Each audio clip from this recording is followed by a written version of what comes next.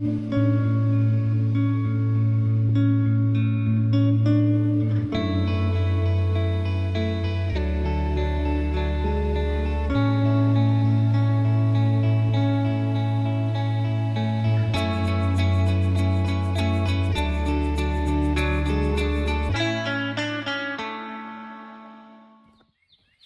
everybody, and welcome back to NW Farms. Today we're going to be hooking up the second set of planters to the 185. I'm down here to hook them up. I've been working on the second set of planters that we're going to run this year. So we actually have two 4-row planters in the field at the same time, but they're over at the truck shop. They're a newer version than what these are, but we don't have them quite finished up and ready to bring down. But I want to go ahead and hook this set up, make sure everything's going to run out good. So before I jump out here, don't forget to leave us a comment, a like, and subscribe to our channel. Help us grow. We're getting close to our 1,000 subscribers, which helps us help y'all. So keep that in mind. Help us grow that. That's what we'd like to get to. I had set a goal to be at 1,700 subscribers by December 31st, so the end of 25 is when we've done that. So if you could subscribe, if you're not a subscriber, we'd love to have you. So let's get out and get to hooking up some planters. All right, so a little quick overview of what we got. These are Allis Chalmers 4-row. This was actually like a 6-row planter that they cut down into 4 rows. But this is the old set that we've used for several years. Let's see if we can read the tag. Maybe y'all be able to read that.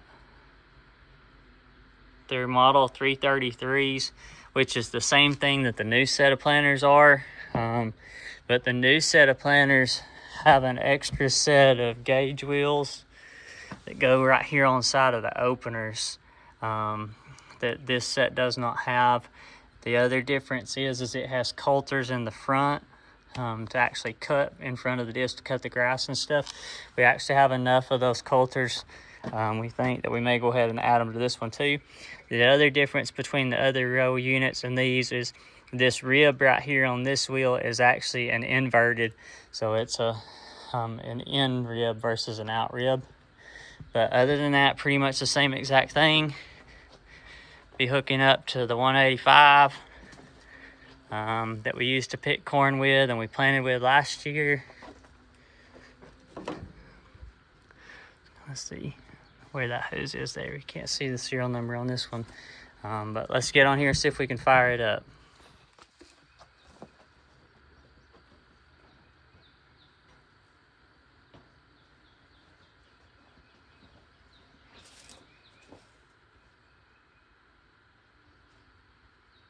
Might go check the water and stuff. It's been a while since it's been in.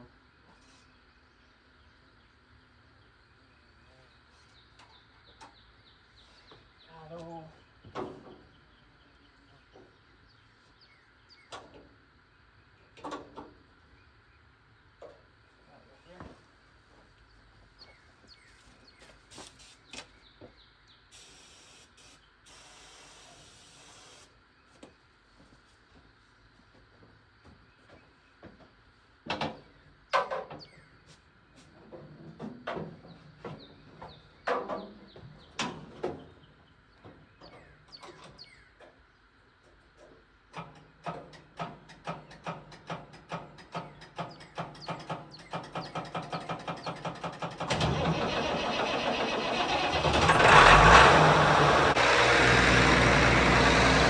When I parked this, I put the parking locks that we use, which is just a piece of angle iron on the cylinders.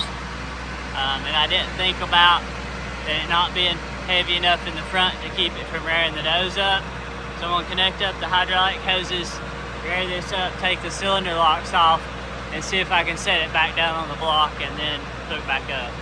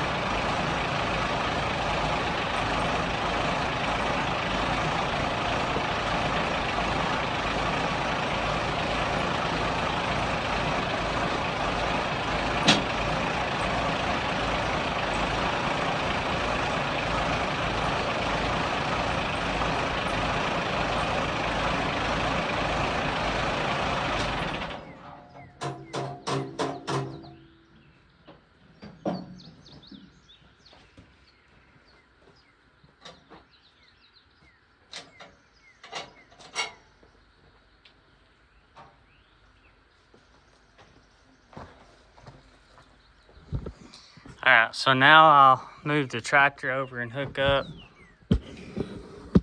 So to hook up, we're gonna need one hitch pin, which is right there. And we'll find us a clip to go in it to keep it from falling out so we don't wind up like the chicken litter spreader. The other thing we're gonna need is 2 hydraulic remotes, which is right here. I had the hoses crisscross from the way that we like them. We like it so that when you pull the control lever back, it raises the implement, and you push it forward and it lowers the implement down. It just makes it less confusing. So let me move the tractor around and then we'll back in here and pin on.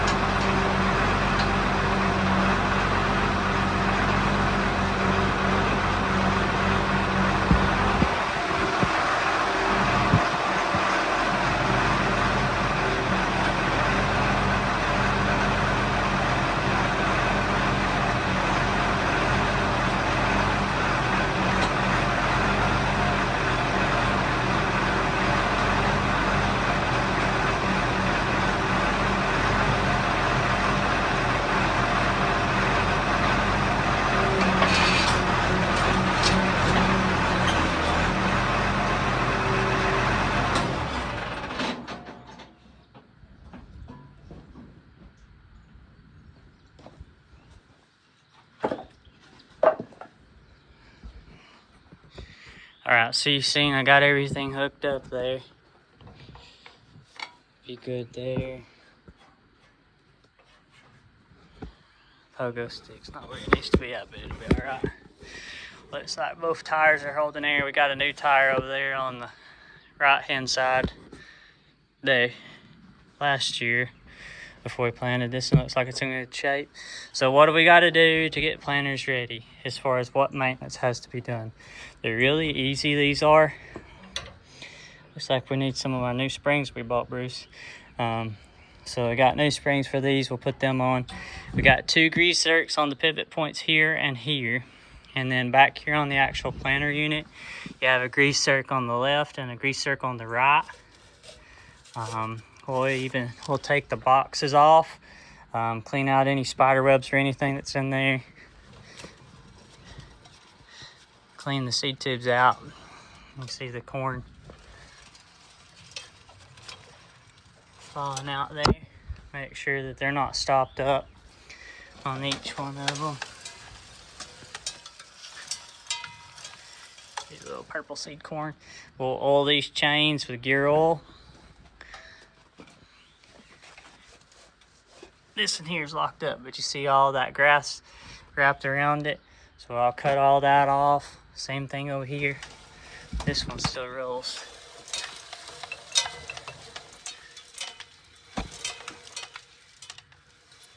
Now, let me get all these boxes and stuff pulled off.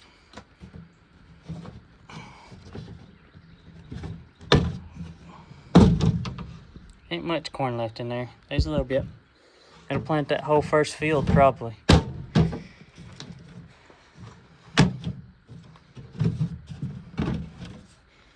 Oh yeah. We'll plant all that first thing out the gate. So let me get these boxes set off. To set the boxes off, you've got a turn knob right here at the front that loosens them. And then there's just 2 pins at the back and they pivot and lock in. So you'll roll that box back and then set the box off. And I'll take one off, grease it, clean it out in there, and then put it back on and then go to the next one.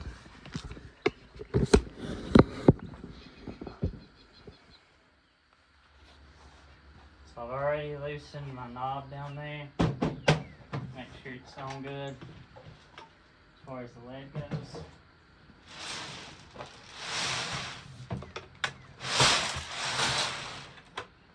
Take the box and turn it over.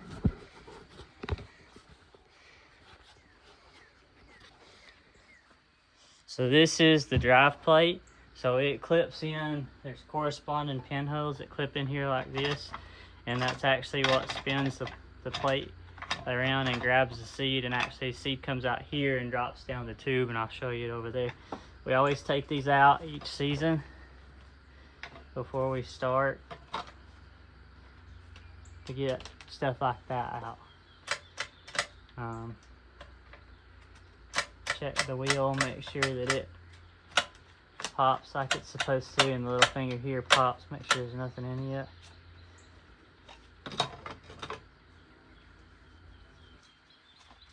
So those little silk webs there, they'll actually cause it the corn to stick in them. And then like when we get down here to go to plant, these plates all have a number on them. Let's make you see that. See that B224? So that's our planter plate number. So when we open a bag of seed corn, on the seed tag for the seed corn, and if you watch some of the other guys that farm large acreage, they're probably going to get what's called a pro box. That's those black boxes with little slide doors on them and stuff. But even in a pro box, it's going to have what kind of planter plates if you're planting with something old school like this. I don't really know how those vacuum planters work. These are mechanical, and I doubt we'll ever buy any vacuum ones unless we just find some at a really good deal. But that's how you know, and what that number means is designates the kernel design. So that planter plate number corresponds with the kernel design, meaning if it's a round or whatever, and the actual size of it. So that's just kind of a little bit about planter plates and what it takes. I jokingly told Bruce the other day when we were over there at the shop working, I hope we had enough planter plates to make two planters full.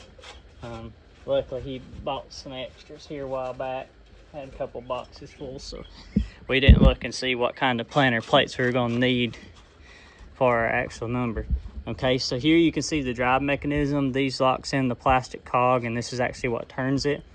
You can see as the wheel spins, it causes this guy to spin. This is our seed tube.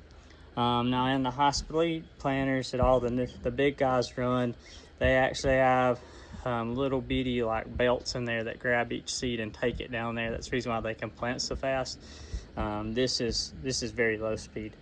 So we're going to plant best probably maybe 3 to 5 miles an hour is probably what we're going to plant best at. So let me grab the grease gun and I'll grease this one, and then I'll do the other ones and turn you back on here in just a second.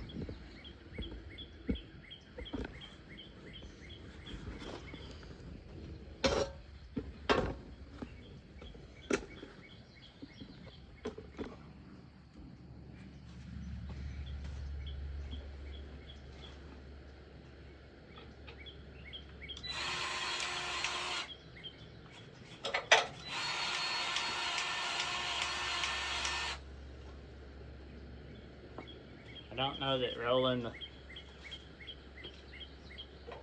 thing makes any difference, but it just makes me feel like it gets in there where it needs to.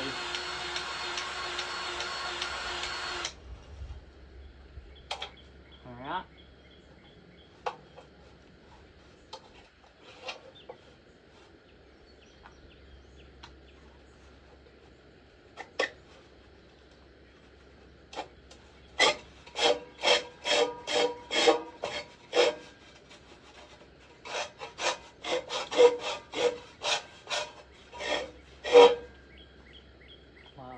close by, I'm gonna go ahead and snag those. 1 row unit, that's what it takes on every one. I'll talk more about what actually we do in the seed box and stuff. Whenever we get in the field, we'll oil these chains that day too. So I'll leave these seed boxes, which I don't really know. Really ain't no reason to leave them on. Let me just go ahead and put them back on. That way we know we're doing it.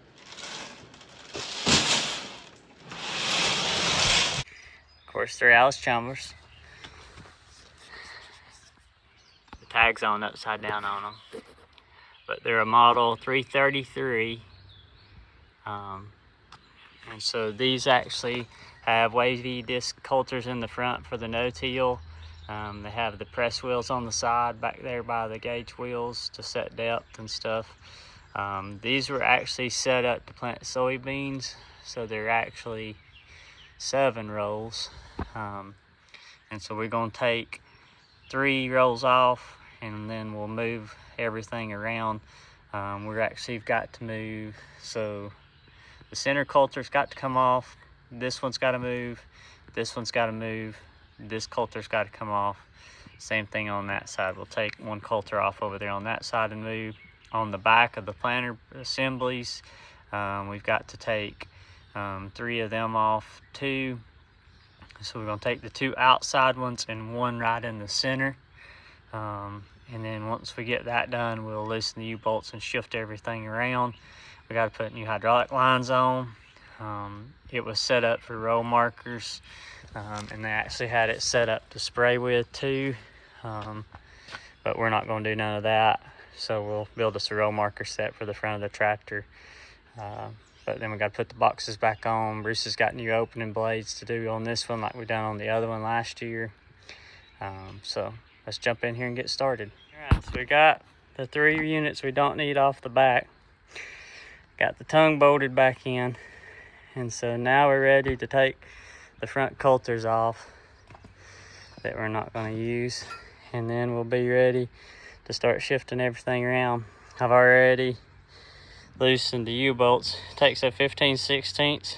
Now we'll be able to tighten these up with impact. The end rolls, because the way they had that made so they could have a sprayer on it too, they had double nutted it and made it to where you couldn't get in there real easy. We don't have that problem no more. So let me work on a little further. I'll turn you back on and give you another update. All right, so that's gonna do it for today. We got all 4 boxes on this one greased, cleaned out. I got them back to rolling good. We're hooked up. The only thing we need to do is build a row marker for the front of the tractor that we broke last year, which that won't be very hard, but just need a brand new 2x4. Probably need to check hydraulic oil and stuff in the tractor, which I don't have any oil with me, so I'll bring some down the next time I come down, and we'll be ready to plant. So thanks for tuning in at E&W Farms. Don't forget to subscribe, like, and comment on our videos. And summertime, planting time, hay cutting time, it's all here finally. So this is what we waited all winter for. So hope you can join along on the trip for the summer. Thanks for stopping by. We'll catch you in the next video.